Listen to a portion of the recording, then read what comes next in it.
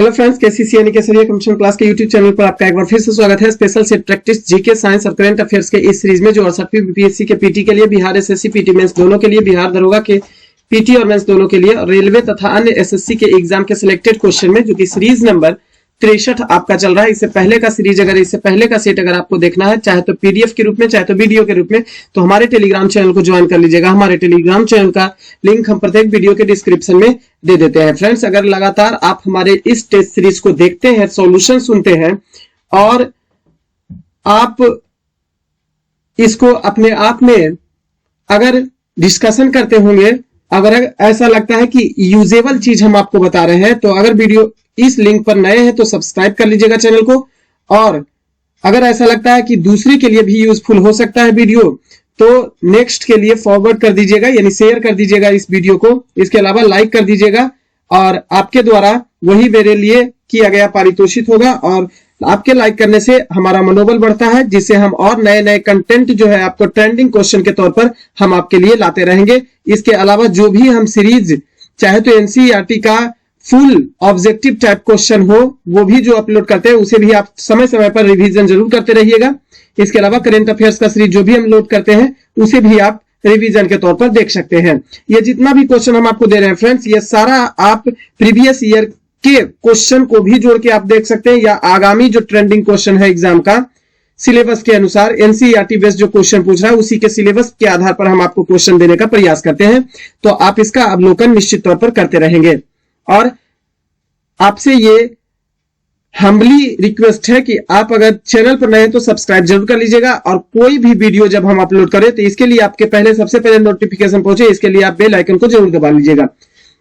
पहला क्वेश्चन पर ध्यान देते हैं कि दक्षिण गंगोत्री निम्नलिखित में से कहां स्थित है। सबसे पहले समझेंगे कि यह दक्षिण गंगोत्री जो है यह है क्या। तो भारत के द्वारा स्थापित अनुसंधान केंद्र, वैज्ञानिक अनुसंधान केंद्र है दक्षिण गंगोत्री। और यह भारत के द्वारा स्थापित वैज्ञानिक अनुसंधान केंद्र जो है वो अंटार्कटिका में स्थापित किया गया है, जो ऑप्शन नंबर ए में अंटार्कटिका दिया हुआ है। अब दक्षिण गंगोत्री के अलावा अंटार्कटिका में भारत के द्वारा तीन अनुसंधान केंद्र, एक तो दक्षिण गंगोत्री जो भारत का सबसे पहला अनुसंधान केंद्र था, फर्स्ट अनुसंधान केंद्र जो है वह है दक्षिण गंगोत्री, जो अंटार्कटिका में स्थापित किया गया था। ध्यान रखेंगे, यह 1984 ईस्वी में स्थापित किया गया था तत्कालीन प्रधानमंत्री इंदिरा गांधी के नेतृत्व में। जबकि दूसरा अनुसंधान संस्थान की अगर यदि जो बात किया जाए तो वह है मैत्री, जो भारत के द्वारा स्थापित किया गया, वह भी अंटार्कटिका में ही स्थापित किया गया है। और ध्यान रखेंगे 1989 ईस्वी में, 1989 ईस्वी में यह स्थापित किया गया था। जबकि तीसरा अनुसंधान संस्थान और सबसे नवीनतम अनुसंधान संस्थान जो है भारत का अंटार्कटिका में, वह है भारती, और इसे 2012 में स्थापित किया गया, जो भारत का सबसे नवीनतम अनुसंधान केंद्र है। क्लियर। नेक्स्ट क्वेश्चन की बात करें, एक पारिस्थितिकी तंत्र में ऊर्जा की मात्रा एक पोषण स्तर से अन्य पोषण स्तर में स्थानांतरण के पश्चात क्या प्रभाव इसमें पड़ता है। अब ध्यान रखेंगे, जब कोई भी पारिस्थितिकी तंत्र में, पारिस्थितिकी तंत्र जैविक घटक और अजैविक घटक दोनों से मिलकर बनता है, और जब कभी भी पारिस्थितिकी तंत्र में ऊर्जा की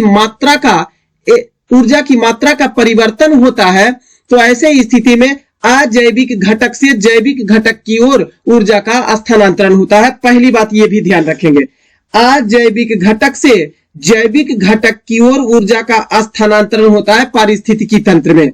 और जब कभी भी ऊर्जा का स्थानांतरण होता है तो पोषण स्तर जो होता है वह घटता है, यानी जो अजैविक घटक है उसमें पर्याप्त ऊर्जा की मात्रा होती है, और जैसे जैसे वह ट्रांसफर होता है वैसे वैसे ऊर्जा का पोषण स्तर जो होता है उसका मान घटता रहता है। तो ऑप्शन नंबर ए जो होगा वह आपका बिल्कुल ही सही हो जाएगा। अब यह जो नियम दिया गया है ऊष्मा गतिकी के दूसरे नियम के अनुसार कहा गया है, यह भी ध्यान रखेंगे। यह जो स्थानांतरण है ऊष्मा का अजैविक घटक से जैविक घटक की ओर, या पारिस्थितिकी तंत्र में ऊर्जा का स्थानांतरण जो होता है वो ऊष्मा गतिकी उष्मागतिकी का दूसरा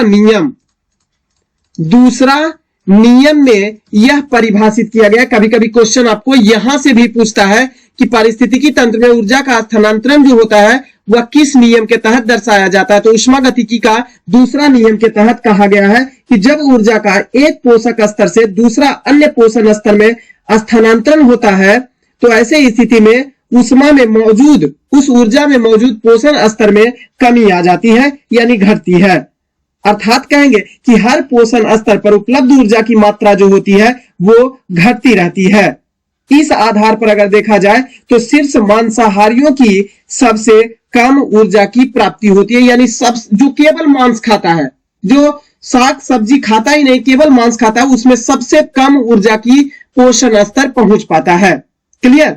इसी के आधार पर लिंडमैन नामक ने भी ऊर्जा के 10% का नियम भी प्रतिपादन किया था।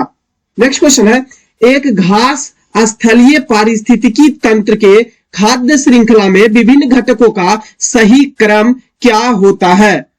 तो अब पहले ही बताया पारिस्थितिकी तंत्र में ऊर्जा का स्थानांतरण अजैविक घटक से जैविक घटक की ओर होता है। और पारिस्थितिकी तंत्र किससे किससे मिलकर बना होता है? अजैविक घटक और जैविक घटक से मिलकर बना हुआ होता है। पारिस्थितिकी तंत्र जो होता है वो अजैविक घटक प्लस जैविक घटक से मिलकर बना हुआ होता है और ऊर्जा का स्थानांतरण अजैविक घटक से जैविक घटक की ओर होता है। इतना ध्यान रखेंगे। क्लियर। अब ध्यान रखेंगे यहां ऑप्शन में जो दे दिया है वो सारा जैविक घटक आपको दे दिया है। अजैविक घटक के रूप में याद रखेंगे सूर्य एक अजैविक घटक होता है। तो ध्यान रखेंगे सूर्य से ऊर्जा मिलता है पारिस्थितिकी तंत्र के तहत घास को, हरे पेड़ पौधे को, और हरा पेड़ पौधा खाता है टिड्डा और टिड्डे को मेढक और मेढक को सर्प खाता है। इस आधार पर पारिस्थितिकी तंत्र के खाद्य श्रृंखला में घटक जो हो जाएंगे वो घास, टिड्डा, मेढक और सर्प के रूप में दर्शाया जाएगा। जिसमें से घास को ध्यान रखा जाए तो उत्पादक वर्ग, इसे उत्पादक वर्ग के रूप में शामिल किया जाएगा, यानी यह निर्माण करता है ऊर्जा का जो कि सूर्य से ग्रहण करता है। दूसरा कौन है? तो वह दूसरा जो होगा वह प्राथमिक उपभोक्ता होगा, प्राइमरी कंज्यूमर के रूप में इसे जाना जाएगा, कंज्यूमर के रूप में जाना जाएगा। जबकि मेंढक जो होगा वो सेकेंडरी कंज्यूमर के रूप में जाना जाएगा। जबकि सर्प जो होगा वह ध्यान देंगे तृतीयक उपभोक्ता या थर्ड कंज्यूमर के रूप में जाना जाएगा। क्लियर। थर्ड कंज्यूमर के रूप में इसे जाना जाएगा, तृतीयक उपभोक्ता के रूप में जाना जाएगा। नेक्स्ट क्वेश्चन की बात करें, कौन है जो कृत्रिम पारिस्थितिकी तंत्र का उदाहरण होता है? जो कृत्रिम बनाया हुआ पारिस्थितिकी तंत्र है। अब तो पहले ही हम बताएं आपको कि पारिस्थितिकी तंत्र जो होता है वो अजैविक घटक और जैविक घटक से मिलकर बना हुआ होता है, यानी अजैविक घटक और जैविक घटक के बीच संबंध प्रदर्शित करता है पारिस्थितिकी तंत्र। लेकिन यहां क्वेश्चन कहता है प्राकृतिक पारिस्थितिकी तंत्र नहीं, कृत्रिम जो बनाया गया है। तो धान का खेत जो होता है वो कृत्रिम पारिस्थितिकी तंत्र के उदाहरण के अंतर्गत शामिल किया जाता है। जबकि झील को, घास के मैदान को और वनों को खुद व खुद, ऐसा नहीं कि झील कोई बनाता है, घास का मैदान कोई बनाता है, घास का मैदान अपने से खुद व खुद बनता है, जबकि वन जो होता है वो अभी खुद व खुद बनता है, यानी प्राकृतिक पारितंत्र के उदाहरण होते हैं। क्लियर। अब थोड़ा सा यहां ध्यान देने वाला बात है, पारिस्थितिकी तंत्र बार बार क्वेश्चन में आ रहा है। पारिस्थितिकी तंत्र की संकल्पना सर्वप्रथम किसके द्वारा प्रतिपादित किया गया था? ए.जी. टांसले के द्वारा सन 1935 ईस्वी में इस संकल्पना को प्रतिपादन किया था। नेक्स्ट क्वेश्चन है, नेक्स्ट क्वेश्चन देखिए, क्वेश्चन आ गया पारिस्थितिकी तंत्र की संकल्पना को किसने प्रतिपादित किया था? तो ए.जी. टांसले के द्वारा सन 1935 ईस्वी में पहली बार पारिस्थितिकी तंत्र शब्द का इस्तेमाल किया गया था या संकल्पना प्रस्तावित किया गया था। इसी में कहा गया था कि भौतिक तंत्रों का एक विशेष प्रकार होता है जिसकी रचना जैव और अजैविक घटक के द्वारा ही संभव हो पाती है। यानी ए.जी. टांसले ने ही पहली बार पारिस्थितिकी तंत्र को परिभाषित करते हुए बताया था कि पारिस्थितिकी तंत्र जैविक और अजैविक घटकों के सहयोग से ही निर्मित होता है। नेक्स्ट क्वेश्चन है, ग्रीन पीस इंटरनेशनल का मुख्यालय कहां अवस्थित है? नीदरलैंड में स्थित है। ऑप्शन नंबर ए में दिया हुआ नीदरलैंड, एम्स्टर्डम, नीदरलैंड के एम्स्टर्डम, नीदरलैंड के एम्स्टर्डम में स्थित है। और ध्यान रखेंगे यह ग्रीन पीस इंटरनेशनल जो है यह एक गैर सरकारी पर्यावरण संगठन है। गैर सरकारी पर्यावरण संगठन है। नेक्स्ट क्वेश्चन की बात करें, निम्नलिखित में से किस क्षेत्र में प्रवाल भित्ति नहीं पाई जाती? आपका 4 ऑप्शन दिया हुआ, मन्नार की खाड़ी, कच्छ की खाड़ी, कैम्बे की खाड़ी और मिनिकॉय द्वीप। थोड़ा सा समझने का प्रयास करें। कैम्बे की खाड़ी यह खंभात की खाड़ी है, ऑप्शन में दिया हुआ बिल्कुल सही है। इसको आप खंभात की खाड़ी के रूप में भी याद रखेंगे।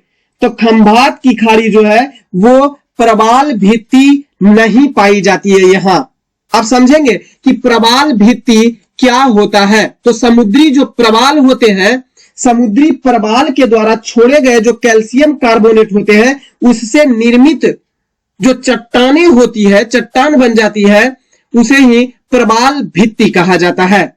प्रवाल जो समुद्री छोटे छोटे जीव होते हैं, छोटे बड़े जीव होते हैं, इसी के द्वारा जो कैल्शियम कार्बोनेट छोड़ दिया जाता है, इनके बाहरी दीवार, इनका बाहरी बॉडी जो होता है, एक्सटर्नल बॉडी जो होता है वो कैल्शियम कार्बोनेट के जटिल संरचना से बना हुआ होता है ताकि इसके भीतर जल का कोई भी अनुप्रवेश नहीं कर पाए। और इसी प्रवालों के द्वारा जब कैल्शियम कार्बोनेट अपना ऊपरी परत जब छोड़ दिया जाता है तो यही जमा हो के एक दीवार का निर्माण करता है, इसे ही प्रवाल भित्ति कहा जाता है। और यहां पर छोटे बड़े जीव जंतु, समुद्री जीव जंतु निवास कर जाते हैं। तो कैम्बे की खाड़ी जो है वहां पर प्रवाल भित्ति नहीं पाई जाती है, इसे खंभात की खाड़ी भी याद रखेंगे, जो कहां स्थित है? गुजरात में है मुख्य रूप से। क्लियर? बाकी मन्नार की खाड़ी में, कच्छ की खाड़ी में और मिनिकॉय द्वीप में सभी में प्रवाल भित्ति पाई जाती है। इसके अलावा भी ध्यान रखेंगे अंडमान निकोबार द्वीप समूह और मलवन क्षेत्र जो है यह भी प्रवाल निर्मित द्वीप के द्वारा निर्मित किया गया है। क्लियर? यहां पर मलवन क्षेत्र भी लिख लेंगे, कभी कभी ऑप्शन में मलवन क्षेत्र भी जो है वह भी प्रवाल निर्मित द्वीप के अंतर्गत शामिल किया जाता है। नेक्स्ट क्वेश्चन है, गंगा नदी के किनारे बसा सबसे बड़ा शहर निम्नलिखित में से कौन सा है? तो कानपुर जो है वो गंगा नदी के किनारे बसा हुआ सबसे बड़ा शहर के रूप में शामिल है। इसके अलावा भी ध्यान रखेंगे कि कानपुर के अलावा दूसरा सबसे बड़ा शहर जो है वह पटना है, जो गंगा नदी के किनारे बसा हुआ है। सेकेंड लार्जेस्ट सिटी जो है वह पटना है। जबकि थर्ड लार्जेस्ट सिटी की बात करें तो वाराणसी आपका हो जाएगा। थर्ड लार्जेस्ट सिटी जो है वो वाराणसी हो जाएगा। और फोर्थ लार्जेस्ट सिटी गंगा नदी के तट पर अगर यदि जो देखा जाए, लार्जेस्ट सिटी की अगर बात करेंगे तो वह हो जाएगा हमारा प्रयागराज, जिसे पहले इलाहाबाद के नाम से जाना जाता था। नेक्स्ट क्वेश्चन की बात करें, दक्षिण अमेरिका के मध्य अक्षांशीय घास के मैदान को किस नाम से जाना जाता है? तो ध्यान रखेंगे किस नाम से जाना जाता है। तो ध्यान रखेंगे ऑप्शन दिया हुआ है प्रेरीज, स्टेपीज, पंपास या बिल्ड।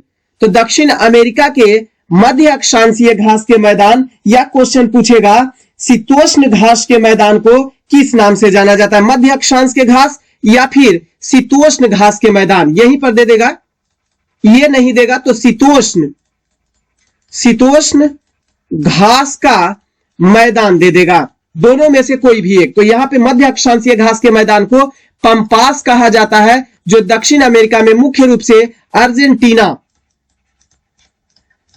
अर्जेंटीना में यह फैला हुआ है। इसके अलावा उरुग्वे और ब्राजील के दक्षिणी भागों में भी स्थित है। तो यहीं पर लिख लेंगे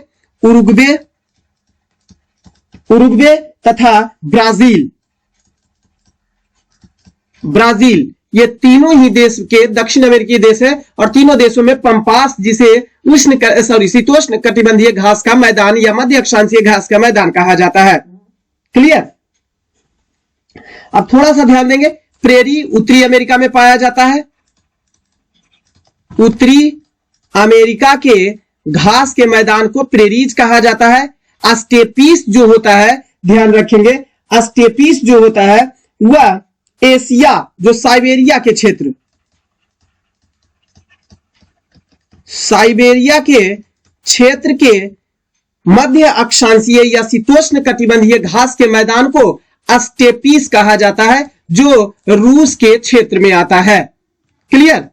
जबकि चौथा देखेंगे, बेल्ट जो है वह भी एक प्रकार का मध्य अक्षांशीय घास का मैदान या शीतोष्ण घास का मैदान ही है, और बेल्ट जो है वह दक्षिण अफ्रीका के घास के मैदान को बेल्ट कहा जाता है। अफ्रीका, यहां पर लिखेंगे दक्षिण अफ्रीका के घास के मैदान को बेल्ट कहा जाता है, जो मुख्य रूप से कालाहारी मरुस्थल के क्षेत्र में बेल्ट कहा जाता है, दक्षिण अफ्रीका में। क्लियर। इसके अलावा भी शीतोष्ण कटिबंधीय घास के मैदान ध्यान रखेंगे, ऑस्ट्रेलिया में डाउन्स कहा जाता है। ऑस्ट्रेलिया में शीतोष्ण घास के मैदान को डाउन्स कहा जाता है, जबकि न्यूजीलैंड में शीतोष्ण घास के मैदान को कहा जाता है कैंटबरी। कैंटबरी, जिसे कहते हैं कैडबरी डेयरी मिल्क, तो कैंटबरी कहा जाता है। क्लियर। नेक्स्ट क्वेश्चन की बात करें, सतलज तथा काली नदियों के बीच स्थित हिमालय के भाग को किस नाम से जाना जाता है? तो सबसे पहली बात, यह बात ध्यान रखेंगे कि सतलज और काली नदी के बीच स्थित हिमालय का भाग, थोड़ा सा ध्यान देंगे, नदी घाटी के आधार पर अगर देखा जाए तो हिमालय को 4 भाग में बांट दिया गया है, जो चारों ऑप्शन आपका दिया हुआ है। नदी घाटी के आधार पर हिमालय को 4 भागों में बांटा गया है, जो पंजाब हिमालय, कुमायूं हिमालय, नेपाल हिमालय और असम हिमालय के नाम से जाना जाता है। बारी बारी सबका ध्यान रखेंगे, ऑप्शन में ही बना देते हैं। तो सिंधु एवं सतलज नदी के बीच पंजाब हिमालय है, तो ऊपर में लिख देते हैं सिंधु नदी और सतलज नदी। सतलज नदी, इन दोनों नदियों के बीच में पंजाब हिमालय स्थित है और इसका विस्तार जम्मू कश्मीर और पंजाब में है। जम्मू कश्मीर और पंजाब में फैला हुआ यह हिमालय है पंजाब हिमालय, जो सिंधु नदी और सतलज नदी के बीच स्थित है। जबकि सतलज नदी और काली नदी, सतलज और काली नदी के बीच में स्थित है कुमायूं हिमालय, और इस कुमायूं हिमालय का विस्तार जो है वह हिमाचल प्रदेश और उत्तराखंड में है। हिमाचल प्रदेश और उत्तराखंड में स्थित है। जबकि काली नदी और तीस्ता नदी के बीच, काली और तीस्ता नदी के बीच नेपाल हिमालय स्थित है, और नेपाल हिमालय कहां विस्तारित है? तो केवल और केवल नेपाल के क्षेत्र में, यानी नेपाल में है। जबकि तीस्ता और दिहांग नदी के बीच असम स्थित है। तीस्ता और दिहांग नदी के बीच असम हिमालय है, जिसका विस्तार असम में, सिक्किम में तथा अरुणाचल प्रदेश में, अरुणाचल प्रदेश में इसका विस्तार होता है। तो आपसे क्वेश्चन पूछा है सतलज और काली नदी के बीच कौन सा है? तो सतलज और काली नदी के बीच ऑप्शन नंबर बी हो जाएगा, कुमायूं हिमालय स्थित है। नेक्स्ट क्वेश्चन है, कन्याकुमारी से सटी पहाड़ियां निम्नलिखित में से है। तो कन्याकुमारी से सटी पहाड़ियां जो है वह कहां स्थित है? जो थोड़ा सा ध्यान देंगे तो आपका ऑप्शन के अनुसार कार्डेमम पहाड़ियां, जिसे लीची की पहाड़ियां कहा जाता है, कार्डेमम पहाड़ियां या लीची की पहाड़ियां के नाम से भी इसे जाना जाता है। थोड़ा सा ध्यान रखेंगे, यह कन्याकुमारी से सटी पहाड़ियां जो है वह दक्षिणी सह्याद्री के विस्तार के रूप में पालघाट दर्रा से कन्याकुमारी तक के फैला हुआ क्षेत्र को कहा जाता है दक्षिणी गंगोत्री के रूप में। तो दक्षिणी गंगोत्री का ही यह हिस्सा होता है कार्डेमम की पहाड़ियां। पहली बात तो ये याद रखेंगे। दूसरी बात, इस भाग की सर्वोच्च चोटियां जो होती है, ध्यान देंगे, इसी दक्षिणी सह्याद्री जो है इसकी सर्वोच्च चोटी जो है वो अन्नामलई पर्वत की सर्वोच्च चोटी अन्नाईमुडी है। ऑप्शन नंबर ए में जो दिया हुआ है आपका आंसर बन गया। कन्याकुमारी से सटी पहाड़ियां निम्नलिखित में से, तो कार्डेमम पहाड़ियां के नाम से उसे जाना जाता है या लीची की पहाड़ियां उसे कहा जाता है। क्लियर, इसे याद रखेंगे, इलायची, कार्डेमम का मतलब इलायची, तो इलायची की पहाड़ियां, सबसे ज्यादा इलायची पाया जाता है, इलायची का उत्पादन इस पहाड़ियों में होता है, जिस कारण से इसे इलायची की पहाड़ी के नाम से भी यह जाना जाता है। और ध्यान देंगे, पश्चिमी घाट पर्वतमाला का सबसे दक्षिणी विस्तार है यह, पश्चिमी घाट पर्वतमाला का सबसे दक्षिणी विस्तार है यह कार्डेमम की पहाड़ियां या इलायची की पहाड़ियां। क्लियर, अब अन्नामलई के बारे में थोड़ा सा देख लेते हैं। तो अन्नामलई पर्वत श्रेणी जो है यह दक्षिणी सह्याद्री के अंतर्गत शामिल किया जाता है, जिसकी सर्वोच्च चोटी अन्नाईमुडी है।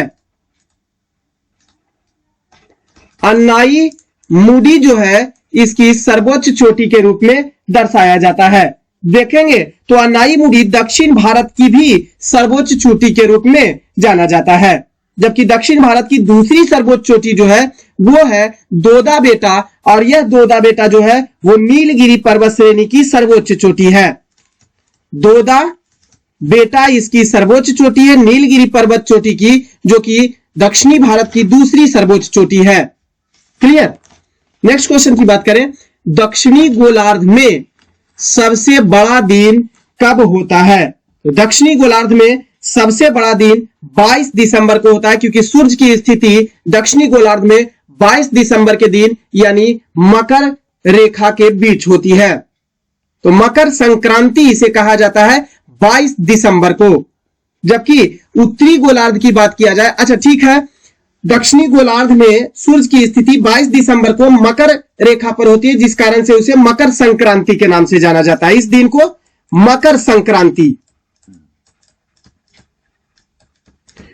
संक्रांति के नाम से जाना जाता है। अब ध्यान रखेंगे, जब सूर्य की स्थिति 22 दिसंबर को दक्षिणी गोलार्ध में होगा, यानी कि मकर रेखा पर होगा, तो ठीक उस दिन पूरे पृथ्वी पर उत्तरी गोलार्ध में सबसे छोटा दिन होगा। यानी कर्क संक्रांति के अंतर्गत जितना भी, कर्क रेखा के अंतर्गत जितना भी देश होगा या उत्तरी गोलार्ध में जितना भी देश होगा, वहां पर छोटा दिन होगा। जबकि सूर्य की उपस्थिति दक्षिणी गोलार्ध में है तो दिन बड़ा हो जाएगा, लेकिन उस दिन रात की अवधि छोटी हो जाएगी। दिन बड़ा तो रात छोटा हो जाएगा। अब ध्यान दिया जाए, उत्तरी गोलार्ध में सूर्य की स्थिति किस दिन होती है? तो ध्यान देंगे 21 जून को सूर्य की स्थिति जो होती है वह उत्तरी गोलार्ध में होती है कर्क रेखा पर, जिसे कर्क संक्रांति के नाम से भी जाना जाता है। और उस दिन उत्तरी गोलार्ध में दिन की अवधि बड़ी और रात की अवधि छोटी हो जाती है। नेक्स्ट क्वेश्चन की बात करें, निम्नलिखित में से कौन सा सौर मंडल का भाग इसमें से नहीं है? सौर मंडल का भाग इसमें से नहीं है, तो निहारिका जो है वो सौर मंडल का भाग नहीं होता है। नेक्स्ट क्वेश्चन बात करें, किस वैज्ञानिक ने सर्वप्रथम खोज की कि पृथ्वी सूर्य के चारों ओर घूमती है? तो सर्वप्रथम कोपरनिकस ने यह खोज किया था कि सूर्य पृथ्वी के चारों ओर घूमती है, क्योंकि इनका ही सिद्धांत था कि सूर्य ब्रह्मांड के केंद्र में है तथा पृथ्वी इसकी परिक्रमा करती है। क्लियर, पृथ्वी इसकी परिक्रमा करती है। अब ध्यान रखेंगे कि इससे पहले भी, अब इसी में क्वेश्चन आपसे पूछ देगा, ये तो यूरोपीय वैज्ञानिक थे जिन्होंने बताए थे कि पृथ्वी सूर्य के चारों ओर घूमती है। उल्टा ही पृथ्वी जो है वो सूर्य के चारों ओर घूमती है, यह बताया था पहली बार यूरोपीय वैज्ञानिक कोपरनिकस ने। खगोलविद थे कोपरनिकस, यूरोपीय। जबकि अगर क्वेश्चन आपसे पूछेगा कि कौन से भारतीय खगोलविद थे जिन्होंने यह बात कि पृथ्वी का चक्कर चंद्रमा लगाती है और पृथ्वी सूर्य की परिक्रमा लगाता है, यह किसने कहा था? तो वह कहा था बराहमिहिर ने। बराहमिहिर ने कहा था। कब कहा था? आज से तकरीबन 1000 BC में बता दिया था छठी शताब्दी में, ध्यान रखेंगे, छठी शताब्दी में, छठी शताब्दी में। नेक्स्ट क्वेश्चन की बात करें, गांधी इरविन समझौता कब हुआ था? तो गांधी इरविन समझौता 5 मार्च 1931 ईस्वी को हुआ था। अब इस समझौता के अनुसार कौन कौन सी बातें की गई थी? गांधी जी के नेतृत्व में कांग्रेस सविनय अवज्ञा आंदोलन स्थगित करने को तैयार हो गई थी। गांधी इरविन समझौता के तहत गांधी और तत्कालीन गवर्नर जनरल लॉर्ड इरविन थे, जिनके बीच समझौता हुआ था। दूसरी बात थी, सभी युद्धबंदी जिनके विरुद्ध हिंसा का आरोप नहीं था उसको रिहा करने का आदेश दिया गया था। यह भी इरविन के द्वारा मान लिया गया कि चलिए बाबा जी कोई बात नहीं, ये भी बात मान लेते हैं। तीसरी बात कहा गया गांधी इरविन समझौता में महात्मा गांधी के द्वारा कि समुद्र तटीय प्रदेशों में बिना नमक कर दिए नमक बनाने की अनुमति हमें चाहिए। इरविन जी ने यह भी मान लिया था कोई बात नहीं, गांधी इरविन समझौता जो है वह सफल हुआ था। तो 5 मार्च 1931 ईस्वी को गांधी जी और तत्कालीन गवर्नर जनरल लॉर्ड इरविन के बीच समझौता हुआ था। तो यहां पे है गांधी डार्विन समझौता, नहीं, थोड़ा सा क्वेश्चन में बदलाव करेंगे, गांधी इरविन समझौता हुआ था। नेक्स्ट क्वेश्चन है, निम्नलिखित में से किस आंदोलन की असफलता के बाद स्वराज पार्टी का गठन हुआ था? असहयोग आंदोलन को जब महात्मा गांधी ने स्थगित कर दिया था तो ऐसे स्थिति में मोतीलाल नेहरू और चित्तरंजन दास ने असहयोग आंदोलन के स्थगन के विरुद्ध में स्वराज पार्टी का गठन किया था। मोतीलाल नेहरू और चित्तरंजन दास ने कब किया था? 1923 ईस्वी में स्वराज पार्टी का गठन किया था, जिसमें मोतीलाल नेहरू को सचिव बनाया गया था और चित्तरंजन दास जो थे वह स्वराज पार्टी के अध्यक्ष थे। क्लियर? नेक्स्ट क्वेश्चन की बात करें, जलियांवाला बाग में प्रदर्शन के लिए लोग क्यों जमा हुए थे? तो डॉक्टर सतपाल और सैफुद्दीन किचलू के बंदी बनाने के विरोध में प्रदर्शन कर रहे थे, रिहा करने के लिए प्रदर्शन कर रहे थे। कब यह घटना हुई थी? तो यह भी ध्यान रखेंगे, 13 अप्रैल 1919 ईस्वी को जलियांवाला बाग में, अमृतसर के जलियांवाला बाग में 13 अप्रैल 1919 ईस्वी को जनसभा हो रहा था, अहिंसक जनसभा हो रहा था। तो डॉक्टर सत्यपाल और सैफुद्दीन किचलू को गिरफ्तार कर लिया गया था रॉलेट एक्ट के एक्ट लगा के, जिसे काला कानून कहा गया, बिना अपील, बिना दलील और बिना वकील वाला कानून। उसके तहत इन दोनों को गिरफ्तार कर लिया गया था, जो कि पंजाब के नेता थे। इसी के छुड़ाने के लिए जनसभा एकत्रित हुई थी 13 अप्रैल 1919 ईस्वी को। तो उसी पर जलियांवाला बाग हत्याकांड में ही डॉक्टर ओ डायर ने गोली चलाने का आदेश दे दिया था 13 अप्रैल 1919 ईस्वी को, जिसे जलियांवाला हत्याकांड के नाम से भी जाना जाता है। नेक्स्ट क्वेश्चन है, निम्नलिखित में से कौन होम रूल लीग की स्थापना से संबंधित नहीं था? होम रूल लीग की स्थापना से संबंधित नहीं था तो था कौन कौन, ये ध्यान रखेंगे। एनी बेसेंट थे, एम सुब्रमण्यम अय्यर और बाल गंगाधर तिलक थे। बाल गंगाधर तिलक ने अप्रैल 1916 ईस्वी में और एनी बेसेंट ने सितंबर 1916 ईस्वी में। थोड़ा सा ध्यान रखेंगे, अप्रैल 1916 ईस्वी में बाल गंगाधर तिलक ने पूना में होम रूल लीग की स्थापना किया था। क्लियर? जबकि ध्यान रखेंगे कि एनी बेसेंट ने सितंबर 1916 ईस्वी में मद्रास में होम रूल लीग की स्थापना की थी। इससे एम सुब्रमण्यम अय्यर भी जुड़े हुए थे। क्लियर? नेक्स्ट क्वेश्चन की बात करें तो इसमें नहीं जुड़े हुए थे, टीएस अल्काट जो थे वो नहीं जुड़े हुए थे। तो यह किससे जुड़े हुए थे, इस बात का भी ध्यान रखेंगे, थियोसोफिकल सोसाइटी से, थियोसोफिकल सोसाइटी से जुड़े हुए थे। नेक्स्ट क्वेश्चन है, दसवंत और बसावन नामक प्रसिद्ध चित्रकार अकबर के दरबार में रहते थे। नेक्स्ट क्वेश्चन है, तबकात ए नासिरी के लेखक निम्नलिखित में से कौन थे? तो मिन्हास उस सिराज जो है तबकात ए नासिरी के लेखक है। और ध्यान रखेंगे यह पुस्तक जो है मोहम्मद गौरी की भारत विजय का प्रत्यक्ष वर्णन करता है।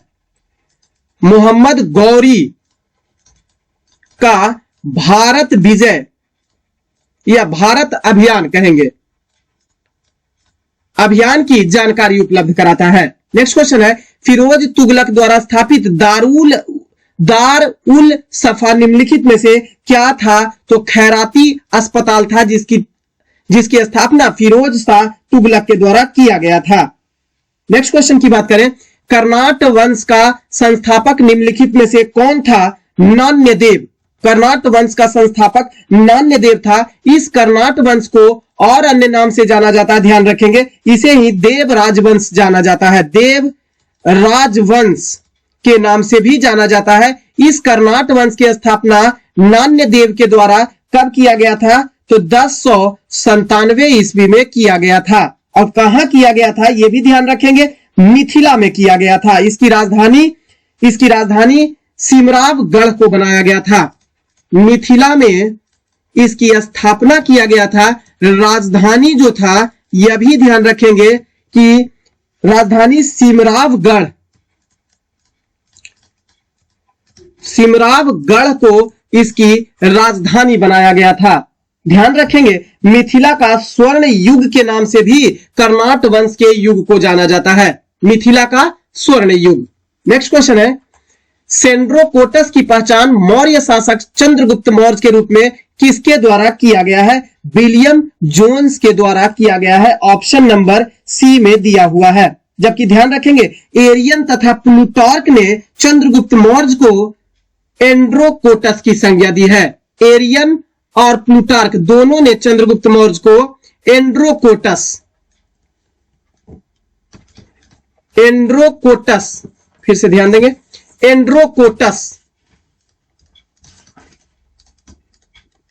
एंड्रोकोटस की संज्ञा दी है। नेक्स्ट क्वेश्चन है, अजात शत्रु निम्नलिखित में से किस वंश से संबंधित थे? तो अजात शत्रु जो थे वो हर्यक वंश से संबंधित थे। अजात शत्रु बिंबिसार का पुत्र था, बिंबिसार का पुत्र था। और ध्यान रखेंगे, उदायीन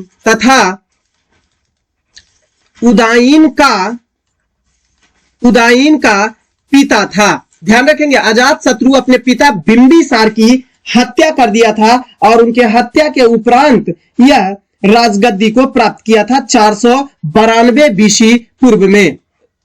493 बीसी में राजगद्दी प्राप्त किया था और 32 वर्षों तक शासन किया था, यानी 461 ईस्वी तक यह शासन किया था, यानी 32 वर्षों तक हर्यक वंश पर, मगध पर यह शासन किया था। हर्यक वंश को पितृहंता वंश के नाम से भी जाना जाता है, पितृहत्या वंश के नाम से भी जाना जाता है। नेक्स्ट क्वेश्चन है, निम्नलिखित में से कौन सा स्थानीय सरकार का मामला इसमें से नहीं है? तो कानून का व्यवस्था करना यह स्थानीय सरकार का काम नहीं होता है। नेक्स्ट क्वेश्चन है, भारत के नियंत्रक एवं महालेखा परीक्षक किसके लिए दार्शनिक मार्गदर्शक एवं एक मित्र के रूप में कार्य करते हैं? तो सबसे पहली बात समझेंगे, महानियंत्रक यानी CAG, controller and auditor general, जिसे CAG कैग कहा जाता है। और इसकी चर्चा भारतीय संविधान के अनुच्छेद 148 से लेकर 151 के बीच में किया गया है। यह कैग जो होता है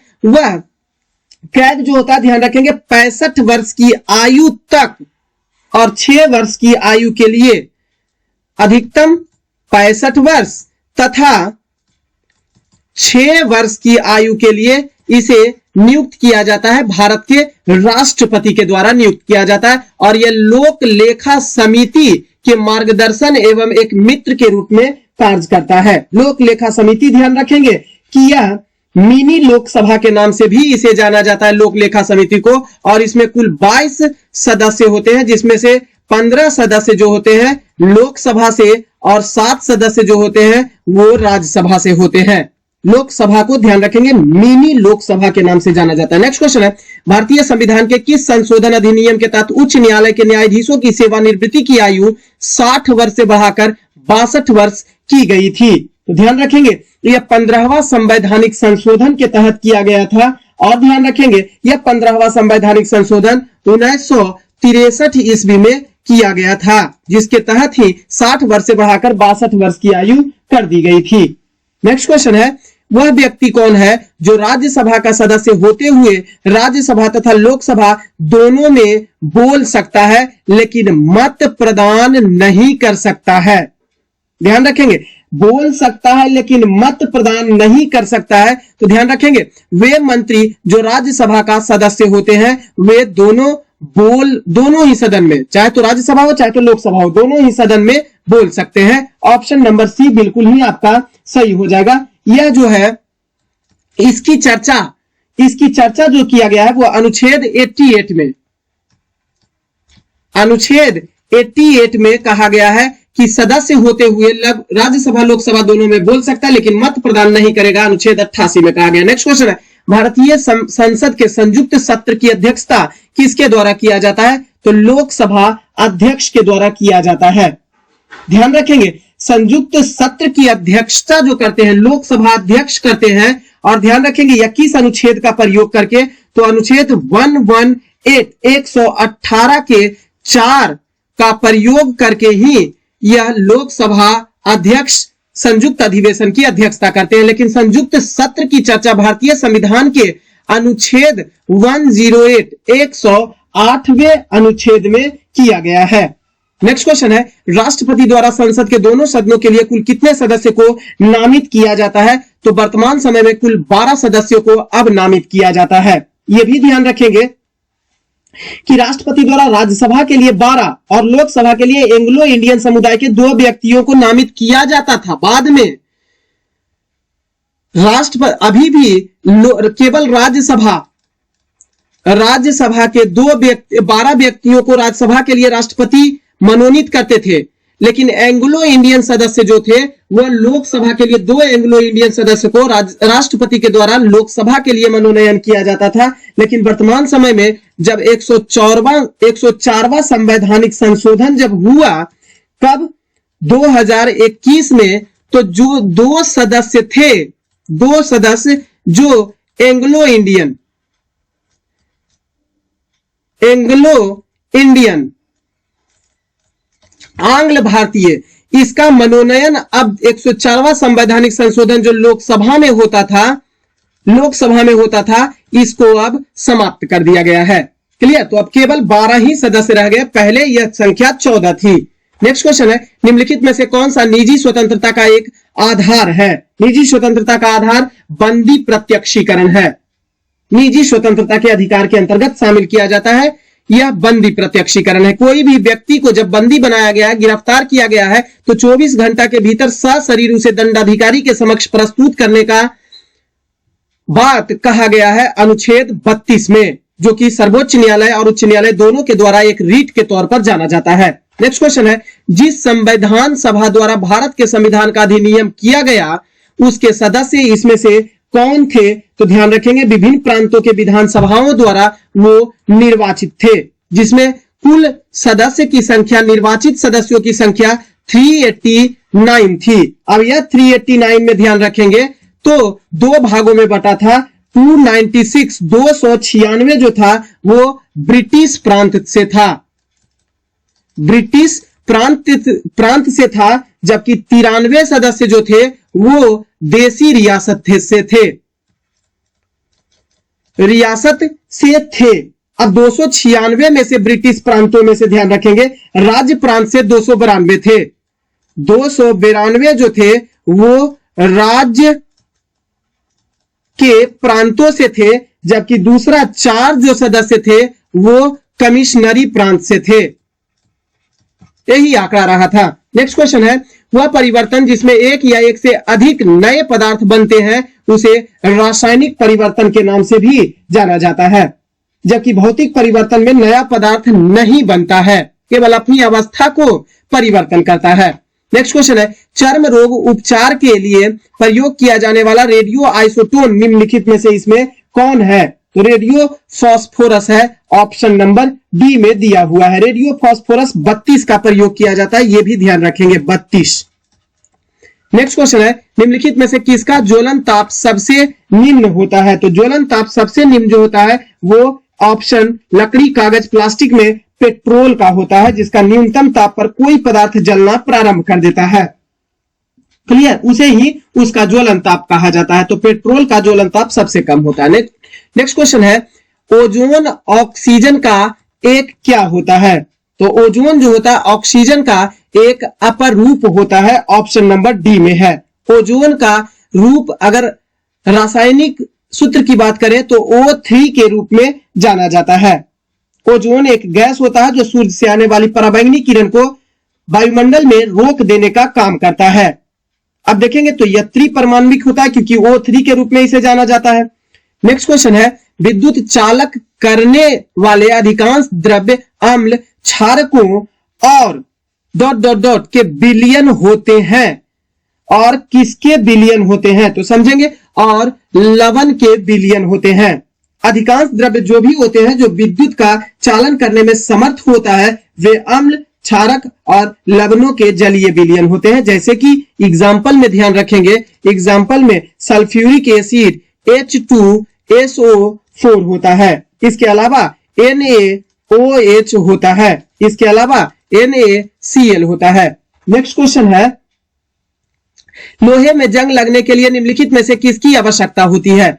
लोहा में जंग लगने के लिए ऑक्सीजन और जल दोनों की आवश्यकता होती है। ऑक्सीजन और जल दोनों की आवश्यकता होती है। तो ऑप्शन नंबर बी आपका सही हो जाता है। इस जंग को फेरिक ऑक्साइड के नाम से जाना जाता है। यह जो जंग लगता है ना, यह जो जंग होता है उसे फेरिक ऑक्साइड के नाम से जाना जाता है। फॉर्मूला की बात करें तो Fe2O3 फेरिक ऑक्साइड होता है। अब जंग लगने पर लोहे के वजन, क्वेश्चन पूछता है जंग लगने पर लोहे के वजन पर क्या प्रभाव पड़ता है? तो लोहे के वजन में वृद्धि हो जाती है।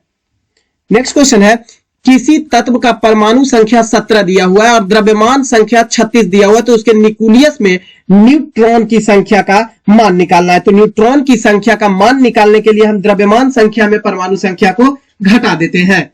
न्यूट्रॉन की संख्या निकालने के लिए क्या करते हैं कि द्रव्यमान संख्या माइनस परमाणु संख्या। तो द्रव्यमान संख्या 36 दिया हुआ है, परमाणु संख्या 17 दिया हुआ है, घटाएंगे तो 19 निकलेगा। अतः आपका न्यूट्रॉन की संख्या 19 हो जाएगा। नेक्स्ट क्वेश्चन है, निम्नलिखित में से कौन सा सही सुमेलित इसमें से नहीं किया हुआ है? तो ध्यान रखेंगे, कोशिका सिद्धांत स्लाइडेन एवं स्वान नामक विद्वान ने दिया था, ना कि रॉबर्ट हुक ने दिया था। मिलान करेंगे, स्लाइडेन एंड स्वान नामक विद्वान के द्वारा कोशिका सिद्धांत दिया गया था, जबकि लाइसोसोम की खोज डी दुबे नामक विद्वान के द्वारा बिल्कुल सही है। इंसुलिन की खोज बेंटिंग बेस्ट ने किया था। रक्त परिसंचलन विलियम हार्वे ने किया था। नेक्स्ट क्वेश्चन है, तो आपका आंसर बनेगा ऑप्शन नंबर ए, सही मिलान नहीं है। नेक्स्ट क्वेश्चन है, कौन सा सत्य फल इसमें से है? अब सत्य फल किसको कहेंगे? ट्रू फ्रूट किसको कहेंगे? तो जिसके बनने में पुष्प का केवल अंडाशय भाग, केवल अंडाशय भाग ही हिस्सा लेता है, उसे ही सत्य फल कहा जाता है। जैसे आम हो गया, अंगूर हो गया, मटर हो गया, ये सभी सत्य फल के उदाहरण होते हैं। तो ऑप्शन ए। वैसे एक चीज और बता देते हैं कि जो भी फल होता है उस फल के नीचे में अगर किसी भी प्रकार का फूल वाला जो हिस्सा होता है नीचे में, ऊपर तो लटका हुआ होता है और नीचे में फूल वाला हिस्सा टाइप का अगर कुछ रुखड़ा पकड़ा गया तो अंधो व्यक्ति पकड़ के अगर पता लगा लेगा तो रुखड़ा पकड़ा गया, इसका मतलब है कि वह असत्य फल है। जबकि अगर चिकना चाकना सब तरफ से पकड़ाया तो समझिए कि वह सत्य फल है। नेक्स्ट क्वेश्चन है, नाइट्रोजन किसका अनिवार्य तत्व होता है या अनिवार्य घटक होता है? नाइट्रोजन किसका? तो देखेंगे प्रोटीन का। प्रोटीन में नाइट्रोजन पाया जाता है, यानी प्रोटीन जो होता है वो नाइट्रोजन का घटक होता है। क्लियर? प्रोटीन का आणविक यौगिक की बात करें तो यह कार्बन, हाइड्रोजन, ऑक्सीजन और नाइट्रोजन से मिलकर बना हुआ होता है। यह प्रोटीन जो होता है कार्बन, हाइड्रोजन, इसके अलावा भी ध्यान रखेंगे ऑक्सीजन और ध्यान रखेंगे तो नाइट्रोजन से मिलकर बना हुआ होता है, CHON। नेक्स्ट क्वेश्चन है, फलों का मधुर या मीठा स्वाद किसके कारण से होता है? तो फ्रुक्टोज फलों के मीठा होने का कारण होता है। नेक्स्ट क्वेश्चन है, हमारे शरीर में त्वचा की सतह के नीचे मौजूद वसा किसके विरुद्ध अवरोधक का कार्य करती है? तो शरीर में ऊष्मा की क्षति के अवरोधक के रूप में यह कार्य करती है। तो शरीर में ऊष्मा की क्षति को रोकने का यह काम करती है वसा। नेक्स्ट क्वेश्चन है यूकैरियोटिक कोशिका। एक कोशिका दो प्रकार का, यूकैरियोटिक और प्रोकैरियोटिक। प्रोकैरियोटिक मतलब अविकसित कोशिका और यूकैरियोटिक का मतलब विकसित कोशिका होता है। तो विकसित कोशिका यहां क्वेश्चन पूछा है, विकसित कोशिका के संबंध में कौन सा कथन जो है वह गलत है। तो इसमें समसूत्री कोशिका विभाजन होता है, यह तो सही कथन है, विकसित कोशिका में होता है। इसमें श्वसन तंत्र माइटोकॉन्ड्रिया में होता है, यह भी बिल्कुल सही है विकसित कोशिका के बारे में, यूकैरियोटिक सेल के बारे में। तीसरा है इनमें रिक्तिका उपस्थित नहीं होता है, गलत बात है। इसमें रिक्तिका यानी वैक्यूल्स जो होता है वह उपस्थित होता है, यही आपका है यूकैरियोटिक कोशिका के बारे में गलत। और इसमें 80 प्रकार का राइबोसोम पाया जाता है, यह बिल्कुल ही यूकैरियोटिक के बारे में सही है। नेक्स्ट क्वेश्चन है ईस्ट में सर्वाधिक पाया, ईस्ट मतलब होता है खमीर, यहीं पर लिख लेंगे, ईस्ट मतलब खमीर। तो खमीर में सर्वाधिक पाया जाने वाला विटामिन कौन सा होता है, विटामिन B12 होता है। नेक्स्ट क्वेश्चन है सिनकोना का कौन सा भाग औषधि का काम करता है। सिनकोना का छाल जो होता है वो औषधि के रूप में इस्तेमाल किया जाता है। सिनकोना के छाल का प्रयोग मलेरिया के दवा बनाने में किया जाता है, क्योंकि इसमें क्यूनाइन नामक तत्व पाए जाते हैं।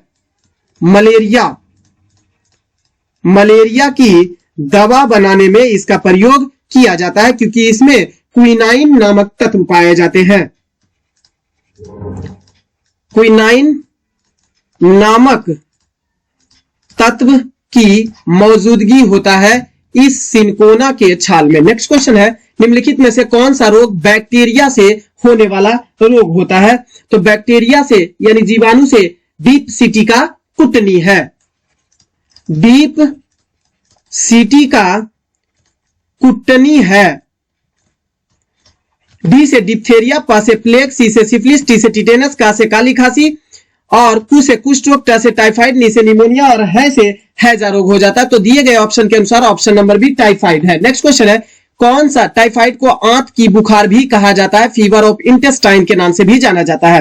कौन से एक तत्व का समस्थानिक कैंसर के उपचार में प्रयुक्त किया जाता है। कोबाल्ट 60 का प्रयोग कैंसर के उपचार में यूज किया जाता है, 60 भी साथ में शामिल करेंगे, समस्थानिक होता है। नेक्स्ट क्वेश्चन है निकट दृष्टि दोष यानी मायोपिया के संबंध में कौन सा कथन जो है वो गलत हो जाएगा आपका। ध्यान रखेंगे नेत्र की मोटाई इसमें से बढ़ जाती है, बिल्कुल सही है। नेत्र लेंस की मोटाई बढ़ जाती है।